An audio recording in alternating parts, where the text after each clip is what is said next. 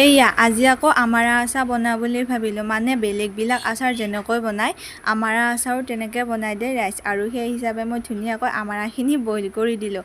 Boil কৰাৰ পাছত চালনীখনত তৰালোঁ, পানীখিনি গোটেইখিনি পানী তৰি যোৱাৰ পাছত ৰ'দত দি দিলোঁ। মানে ৰাতিপুৱা গা ধুই উঠিকে আৰু বেলেগ নাই, টেঙাৰ চিন্তা বইল কৰি কিনে মানে ৰ'দত দি থলোঁ।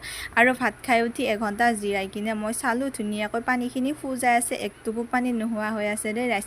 আৰু তাৰ পাছত ঠাৰিকেইডাল মই ছিঙি দিলোঁ। ঠাৰিকেইডাল ছিঙি কিনে মই কচকচ দি দিলোঁ। কচকচ মানে কি জানেনে ৰাইজ? এনেকুৱা মানে কাটি কাটি দিলোঁ, মানে মাজে মাজে ধৰ নিমখ তেল এইবিলাক সোমাই যাব পৰাকৈ, আৰু সেইকাৰণে কচ দিয়া হয় দেই ৰাইজ।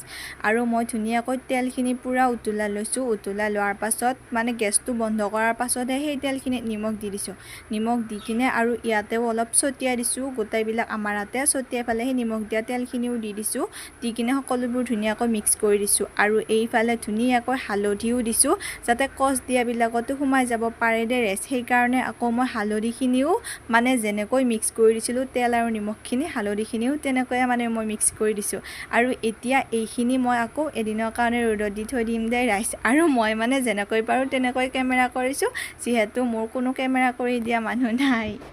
আৰু এইফালে এদিন ৰ'দত দিয়াৰ পাছত ধুনীয়াকৈ নিমখখিনি সোমাই গৈছে। তাৰ পাছত এইফালে মই বেহাৰ ধুই কিনে অলপ ৰ'দত মেলি দিছোঁ।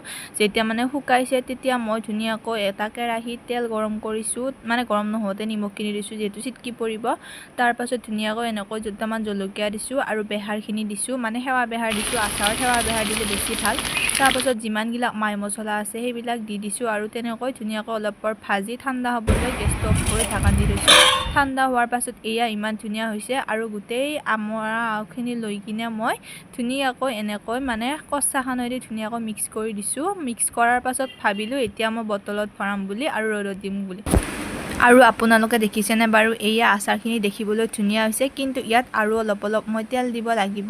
ইচ্ছা কৰিলে আচাৰৰ গুটিকেইটা কাটি দিবও পাৰে, কিন্তু মই দিয়া নাই। আৰু এয়া ধুনীয়াকৈ দুদিন ৰ'দত দিয়াৰ পাছত ধুনীয়াকৈ তেলখিনি শুকাই কিনে সোমাই যোৱাৰ পাছত আকৌ মই তেল দিওঁ বুলি ভাবিলোঁ। এয়া ৰাতিৰ দৃশ্য, মানে ৰাতিয়ে আনিছিলোঁ তেলখিনি যিহেতু, আৰু ৰাতিয়ে তেলখিনি মই আচাৰত দি দিলোঁ।